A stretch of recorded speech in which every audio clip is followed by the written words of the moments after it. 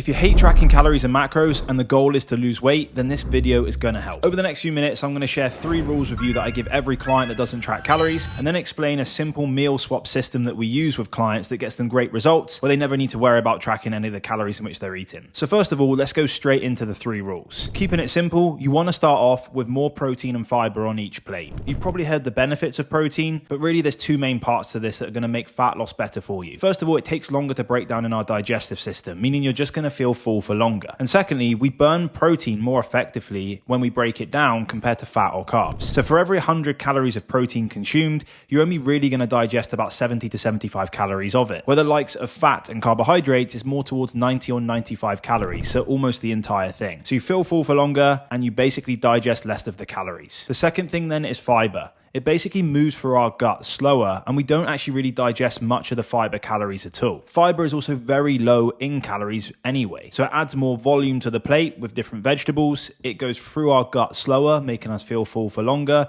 and a lot of them calories are not even consumed. So having more protein and fiber on the plate immediately is going to be a win-win if you're guesstimating your portion sizes and looking at losing more body fat. The second thing then is having more staple meals. So really you want to keep it simple. If you're not tracking your calories and you don't really know what you're eating, you don't want a massive amount of variety of food, as it's going to be harder for you to get to grips of what you're consuming and actually get a better understanding of also what's in front of you. And you're never really going to know if you're making the right choice or not. So pick a few meals in which you enjoy that are high protein, high in fiber, offer good portion sizes for what is actually less calories but doesn't necessarily feel like less food. A good example of this could be like a fat-free yogurt with berries and protein powder. It's very filling, it tastes good, and it's going to be low in calories. Or you could have something like a tuna, jacket potato, and vegetables. Same again, this is probably going to be half the calories of some of your lunch or dinners, but potentially be bigger than other meals in which you would normally consume and have a lot less calories in. And then the final rule I give my clients is just make trade-offs when possible. For example, if you're going out to a restaurant tonight and you would normally order steak,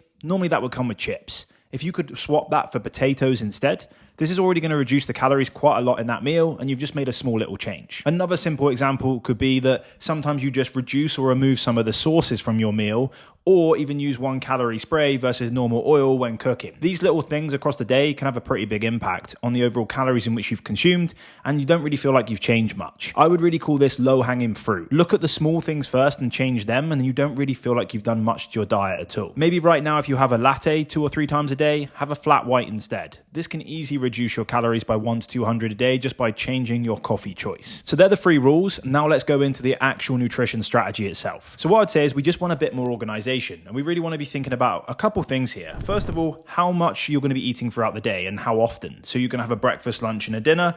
Breakfast, lunch, dinner, and then maybe an evening snack.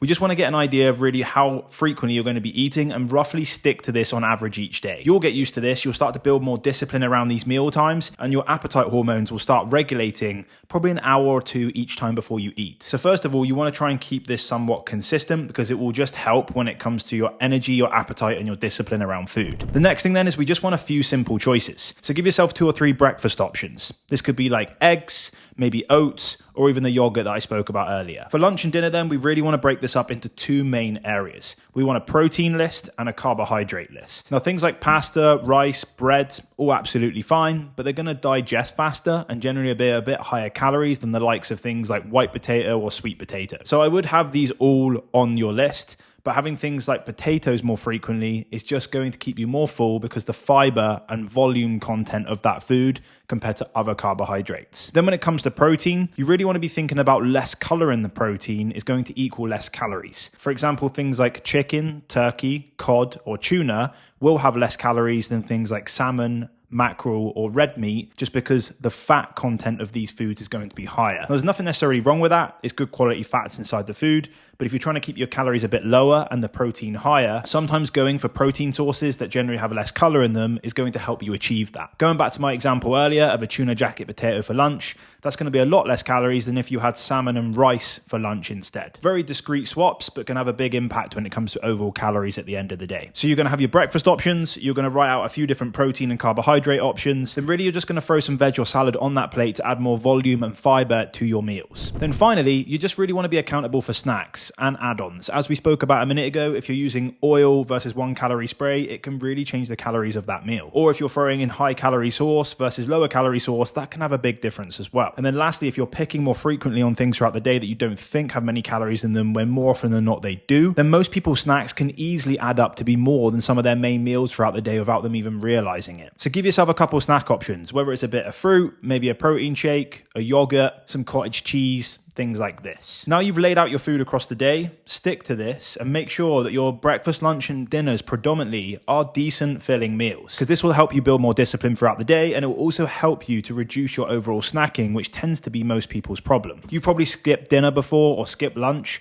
and then you're ravenous later on in the evening and all you're doing is picking on stuff. So ideally keep to this type of layout and you'll feel a lot better for it and find it easier to snack less overall. Now, if you want me to help you plug and play this exact strategy into your routine, telling you exactly how much to have of each thing based on your body weight, your goals, your lifestyle, then I can put this meal planner together for you and give you ideas of what to eat each day and each week, and then help you adapt this depending on what you've got going on throughout the week. To find out more exactly about the program and how things work, just tap on the link below this video and all the information is there. And I'll be back next Monday for another video to help you on your journey. So like, subscribe, and I'll see you in the next video.